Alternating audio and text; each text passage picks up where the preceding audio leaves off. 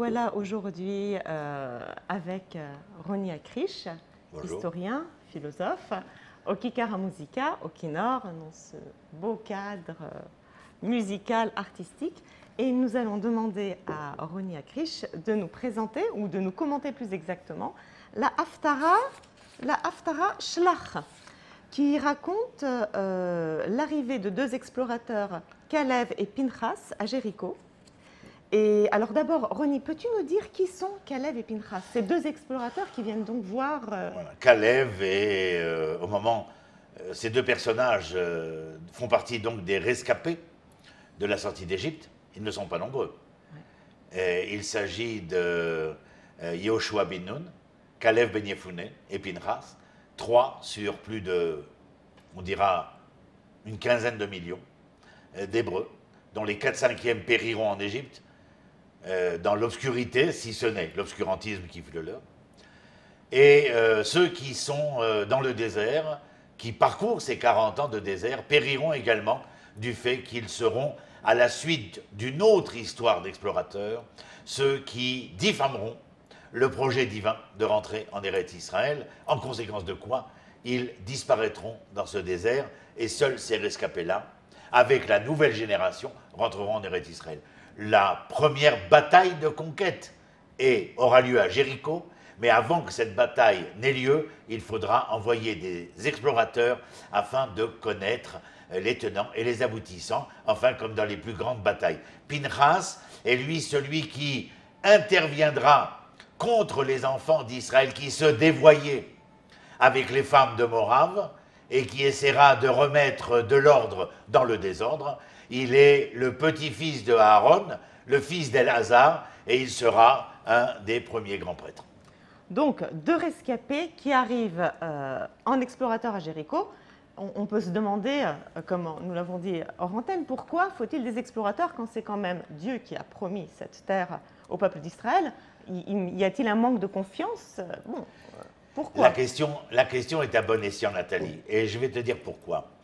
Dans le désert, l'échec qui fut celui des explorateurs est qu'ils pensaient, à mon humble avis, que tout devrait se poursuivre de la même manière miraculeuse et extraordinaire telle qu'ils la connurent lorsqu'ils étaient dans les pérégrinations du désert.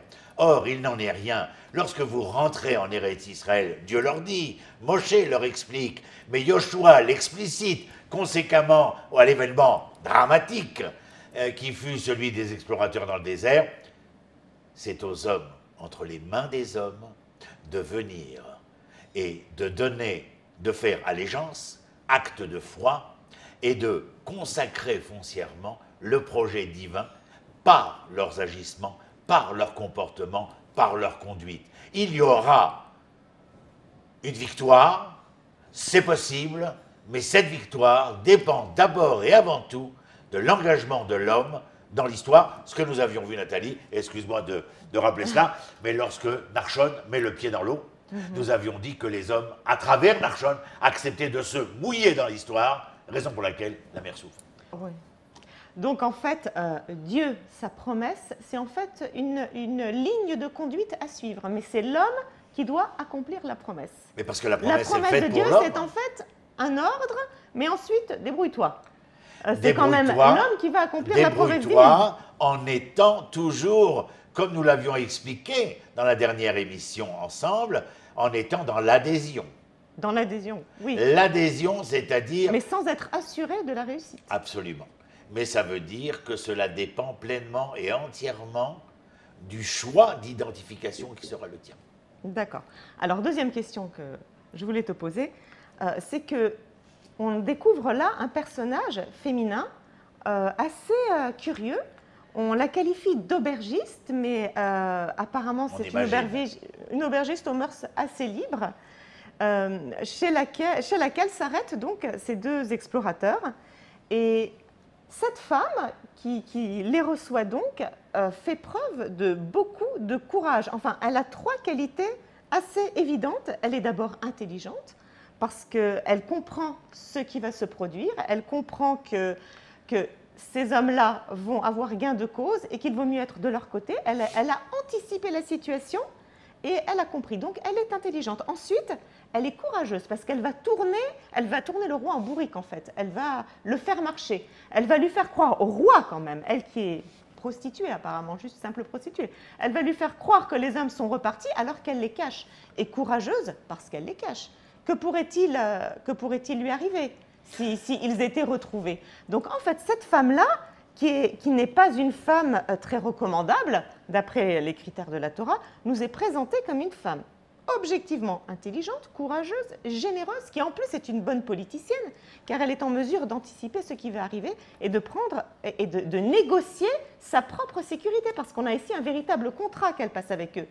Je vous protège et en échange, ils me font un signe qui m'indiquera que vous me protégez. Elle veut des assurances, des garanties. Alors pourquoi cette femme-là nous est présentée de manière aussi extraordinaire, aussi exemplaire?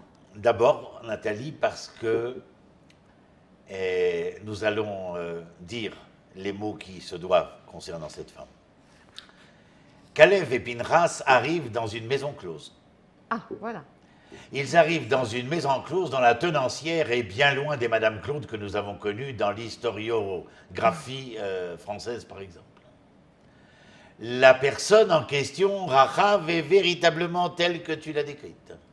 Lorsque les messagers du roi ayant entendu, mais vous imaginez comment ils l'ont entendu, la maison close n'est pas si close, puisque la maison close est en vérité un lieu de passage, qui devait servir non seulement les intérêts de Kalev et de Pinchas, lesquels? Avoir deux oreilles, entendre, écouter. Mais cet entendement et cette écoute sont aussi le cas de figure concernant les espions du roi. Et lorsqu'il envoie ses messagers et qu'elle décide de ne pas dire la vérité, la première question que nous devons nous poser, comment tient-elle, comment dire, pignon sur rue, comme on dirait? Mais parce que le pouvoir, ma chère, le pouvoir est omniprésent dans cette maison. Elle n'est pas close, elle est de passage. En vérité... Enfin, le pouvoir, c'est de l'information, parce qu'elle collecte les informations de tous ceux qui passent. Exactement, tu l'as compris. C'est-à-dire que sur les lupanards de la maison close de Madame Rachav, il se dit et il s'entend énormément de choses. Elle, au moment où elle voit ces hommes, elle le dit elle-même, elle a déjà entendu que les enfants d'Israël ont traversé la mer et arrivent. Elle est capable d'analyser la situation, de ne plus simplement se circonscrire à son avenir du quotidien et des lendemains. Elle veut entériner le devenir qui sera celui de cette région au vu et au su de ces envahisseurs hébreux. Donc tu penses qu'elle a son propre agenda politique, auquel cherche juste à se protéger? Pourquoi est-ce qu'on nous raconte son histoire? Est-ce qu'elle a un programme qui la dépasse ou est-ce qu'elle veut juste Ce n'est pas un programme qui la dépasse, c'est un programme à travers lequel elle se dépasse. Elle va aller beaucoup plus loin que ce que l'on pourrait entendre dans la simple prostitution. Ah oui. Elle va pouvoir se sortir des carcans de la prostitution et se refaire non pas une santé, mais une nouvelle lettre de noblesse, puisque sans rentrer dans le détail, elle épousera un de nos éminents hébreux, mais elle est consciente du bouleversement géopolitique qui va avoir lieu ici, raison pour laquelle elle s'engage. Les premiers surpris sont Kalev et Pinchas. Elle les cache, elle les monte sur le toit, elle les recouvre de je ne sais quel bois ou quel lin. Oui. Et elle fait véritablement comme si elle était d'abord et avant tout un agent des services secrets hébreux, oui, ce qu'elle semble qui est installé à Jéricho depuis des années, un agent dormant qui, voilà qu'il se réveille et participe à l'élaboration de la première conquête des Hébreux en Eretz Israël. Ouais. Alors, je voudrais juste savoir, à ton avis, pourquoi est-ce que la Haftara prend la peine de nous raconter ce récit? Alors, je pense, moi d'abord, à travers Rachav, la prostituée, à travers les gestes et les comportements et les conduites d'un Kalev et d'un Pinchas, qui sont des sommités. Malgré ces sommités, imaginez Pinchas, grand prêtre à venir, qui se consacre à un épisode relevant des James Bond et je ne sais quel autre événement littéraire d'espionnage.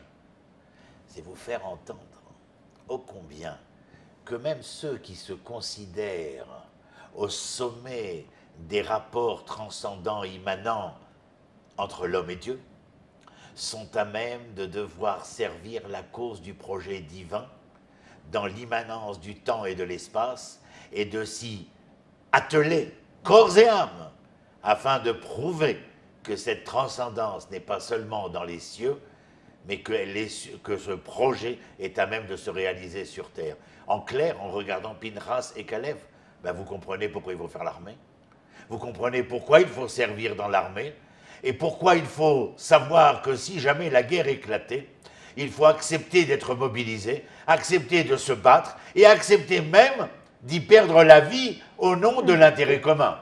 Et d'un autre côté, je termine, ces hommes d'ici haut, dirait-on, entre guillemets, descendant aussi bas pour faire valoir le projet divin, mais cette femme dont on a l'impression qu'elle est si basse, être capable de s'élever, et c'est la rencontre entre cette femme et ces hommes, la jonction qui va pouvoir se réaliser à travers une symbiose humaine qui va donner le premier sens de l'histoire des Hébreux en Eretz Israël. Oui, et c'est intéressant ce que tu dis, d'autant plus que tu as parlé de cette rencontre. Et effectivement, on voit que là, on a un cas de coopération réelle. C'est aussi une paracha sur le pacte, sur un arrangement et sur la coopération. Est-ce que cette haftara, pas une haftara, pardon, pas une paracha, est-ce qu'elle veut aussi nous apprendre quelque chose sur la coopération, sur ses limites, sur les procédures? Qu'est-ce que c'est que la coopération? Qui coopère avec qui? Peut-on coopérer avec n'importe qui? D'abord, Kalev et Pinchas. Ils lui ont fait confiance. Enfin, ils n'avaient peut-être pas le choix. Mais attends, d'abord, il y a la coopération de Kalev et de Pinchas qui viennent contrarier l'échec probant qui fut celui des explorateurs d'antan. Ils sont capables de marcher ensemble. Tu veux dire que tous les deux coopèrent entre eux, déjà? Tous les deux coopèrent au nom du projet commun. Au nom du projet commun. Du manifeste commun de l'histoire de ces Hébreux sortis des carcans concentrationnaires de l'Égypte vers une souveraineté et une indépendance que l'Éternel Dieu d'Israël leur offre. Il a fallu cette coopération. Parce que comment Yoshua envoie de nouveaux explorateurs, après l'échec qui fut le nôtre, avoir confiance en des hommes. Alors oui, la confiance en Kalev, qui fut parmi les 12 explorateurs, un des deux avec Yoshua lui-même, qui fit valoir la raison de cet espionnage et la reconnaissance de la terre d'Israël. Mais quand même, ça reste un point d'interrogation. Eh bien, il faut qu'il y ait, comment dire, plus que coopération. Il faut qu'il y ait une intimité face au manifeste commun du projet divin pour les enfants d'Israël pour que la chose se réalise. Et en deuxième point, avec cette femme qu'ils ne connaissent pas, mais qui, au vu et au su de son comportement, de sa conduite et surtout de l'acceptation de cette femme, de tout mettre en danger. Parce qu'elle le dit lorsqu'elle fait le contrat. Si je vous offre la possibilité de conquérir Jéricho, il faudra qu'en contrepartie vous sauviez. Elle ne parle pas d'elle. Fais attention. Elle parle d'abord de son père, sa mère, sa famille. Mes frères, mes sœurs, et ensuite d'elle. Notre existence. Et ensuite, elle ne parle même pas d'elle de manière personnelle. Et ensuite d'elle. Donc, on comprend ici que la coopération, cette collaboration intimiste face au manifeste du projet divin concernant les enfants d'Israël, et non seulement au sein d'Israël, mais aussi avec ceux qui, parmi les peuples, seront à même, comme le fait Rachav, de reconnaître leur participation au devenir d'Israël. Merci beaucoup, Roni, pour cet éclairage sur cette paracha, sur cette haftara, Shlach, qui est Toda Rabba. Food for thought. Et à la semaine prochaine.